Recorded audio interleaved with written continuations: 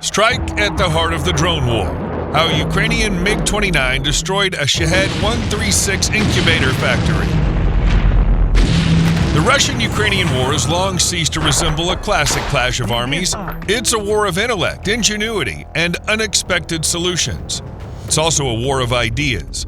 On this battlefield, kamikaze drones operate alongside Cold War-era tanks. Here, naval drones with a displacement of barely 1 ton force cruisers and landing ships weighing tens of thousands of tons to retreat. Ukrainian soldiers and engineers assemble drone guidance systems out of hunting scopes. This list could go on, but the story we tell today is different.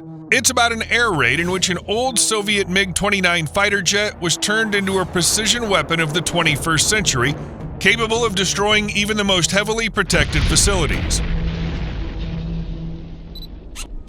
2:30 p.m. local time. At a military airfield, a pilot slowly climbs the ladder into his MiG-29. At first glance, it looks like an ordinary late 1980s aircraft. Faded pixel camouflage, a cockpit with bulky analog gauges, heavy mechanical control levers.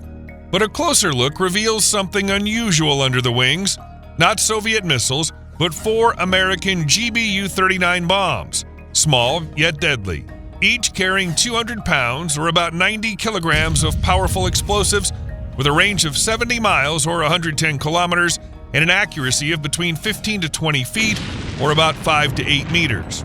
Inside the cockpit, wedged between the old control panel and burnout lamp indicators and ordinary iPads taped in place, on it runs software developed by Ukrainian engineers that transmits the aircraft's GPS coordinates to the electronic brains of the bombs, since the 40-year-old jet has no interface capable of doing so. When it was designed, the acronym GPS did not even exist. The entire system's like a Frankenstein of steel, wires, and code. But that doesn't matter. What matters is that it works.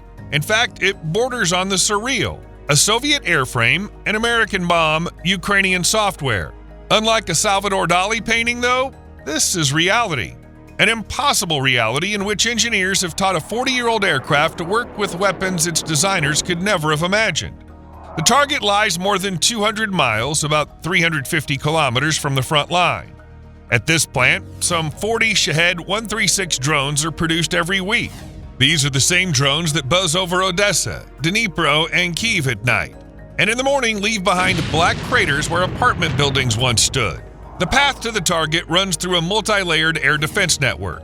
S-300s, S-400s, mobile TOR systems, and electronic warfare units that jam everything linked to GPS. The Russian Krasuka 4 complex at the site itself floods the airwaves with half a kilowatt of interference, turning satellite signals into pure static. At first glance, such a mission seems like suicide for a Ukrainian pilot, but that's only how it looks from the outside. Remember when in 2012 Felix Baumgartner rose in a stratospheric balloon nearly to the edge of space, more than 130,000 feet or 39 kilometers, and stepped into the void? Millions of viewers watching held their breath, thinking he was a madman playing with death. But behind that jump stood more than steel nerves. It was backed by meticulous engineering, years of preparation, hundreds of test ascents, precise calculations of the entry angle into denser layers of the atmosphere, and the work of dozens of specialists in aerodynamics, medicine, and safety systems. This flight was much the same. On the outside, it looked like a daring breakthrough into a dense air defense zone. On the inside, it was painstaking and cold military mathematics. For weeks, reconnaissance refined every waypoint, searching for the single dead corridor between radar coverage zones. Electronic warfare units synchronized the timing of jamming signals and the creation of decoys. Strike aircraft distracted the enemy from another direction. It was a carefully planned, rehearsed symphony in which the pilot performed the solo part. But the orchestra, a whole network of specialists and units, played in unison with him. At 2:51 p.m., the MiG lifts off from the runway. Almost immediately, it drops to an altitude of just a few dozen feet. Fields and villages flash beneath it, and power line towers pass barely yards from the canopy. Every extra foot higher is another chance to appear on the radar screen. So the pilot flies as if along the edge of a knife. A little lower and the wings would scrape the ground. A little higher and missiles would already be on their way. 20 minutes later, he enters a narrow corridor between the coverage zones of 2 S-300 batteries. This is the dead space calculated by Ukrainian intelligence. Here, the terrain and physics make the aircraft invisible to long-range radar, but a mistake of even a mile would put him inside the kill zone, either to the left or to the right. The second hand on the cockpit clock ticks mercilessly forward. The next stage of the operation is approaching. At 3:22 p.m., the pilot suddenly pulls back on the stick. The MiG climbs sharply to 15,000 feet, about 4,500 meters. This altitude will allow the bombs to glide for several more dozen miles on their small wings before slamming into the target. Those 15,000 feet are not random. Climb lower and the aircraft would have to get closer to the target to ensure the bombs reach it, which would increase the risk of being destroyed by Russian air defenses. Climb higher and the bombs could be released from farther away, but the chance of being detected and shot down would rise dramatically.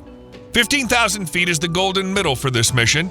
Even so, it proves dangerous. Suddenly, a siren screams inside the cockpit. A Russian Tor air defense radar has picked up the Ukrainian MiG.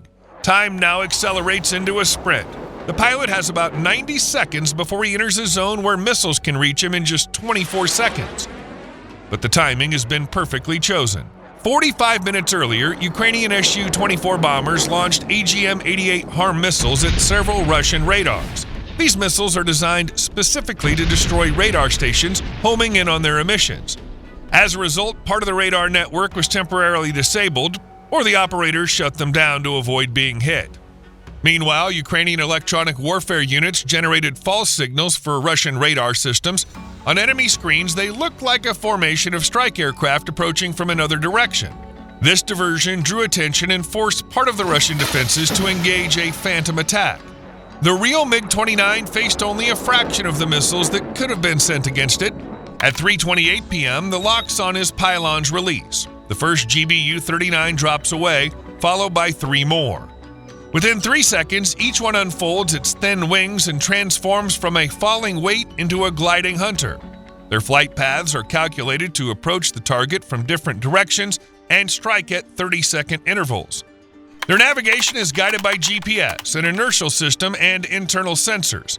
Every second, the course is corrected dozens of times. Somewhere beyond the horizon, the conveyor of death is working nonstop, stamping out Shaheeds. In just a few minutes, that assembly line will stop. A Ukrainian hand will throw the switch. Meanwhile, 2 missiles from a Russian Tor system are chasing the MiG. The distance between them is shrinking rapidly. After all, 3 times the speed of sound against just over Mach 1.2 is a hopeless race, but a steep dive saves the fighter as it drops behind the folds of the terrain. The missiles overshoot and self-destruct seconds later. The bombs, however, continue on their course, pushing through the electronic interference. Built-in anti-jamming protection in the American weapons holds firm. The winged killers keep closing in on their target. At 3:32 p.m., the first bomb finds the roof of the assembly shop, which glows differently in the infrared spectrum than everything around it. The angle of attack, algorithmic correction, and then 200 pounds of explosives punch through concrete and steel. The shop where drone fuselages were being built collapses into rubble. 30 seconds later, the second GBU-39 slams into the neighboring building. This is where the electronics, the brains of the drones, are assembled. The explosion wipes out everything: circuit boards, computers, equipment. Without them, the finished airframes are nothing more than empty shells. Another 30 seconds pass, and the third bomb hits the warehouse where 15 to 20 completed Shahed 136 drones were stored, each fitted with a 100-pound or roughly 45-kilogram warhead. The detonation turns the entire building into a massive fireball, sending the remaining drones and every spare part up in the sky. The fourth bomb finishes off whatever's left standing. The Ukrainian MiG races back home. 2 pairs of Russian Su-35s take off to intercept, but once again, the Ukrainian pilot has mathematics on his side. It'll take the Russian fighters 8 minutes to catch up, while he needs only 6 minutes to reach the protective umbrella of his own air defenses. Later analysis will confirm that all 4 bombs struck their targets with a margin of error no greater than 20 feet, or about 7 meters, despite the intense GPS jamming. Ukraine proved that even an aging aircraft can be transformed into a formidable weapon if it's brought back to life properly, even if that means using a tablet computer, improvised adapters, and software coded almost by hand in field conditions. This was not just a strike against a factory, it was a demonstration that in this war, what matters most is not the number of missiles, but the ability to overcome any limitation. It showed that the determination of a handful of people with fire in their eyes can turn relics of the past into weapons of the future.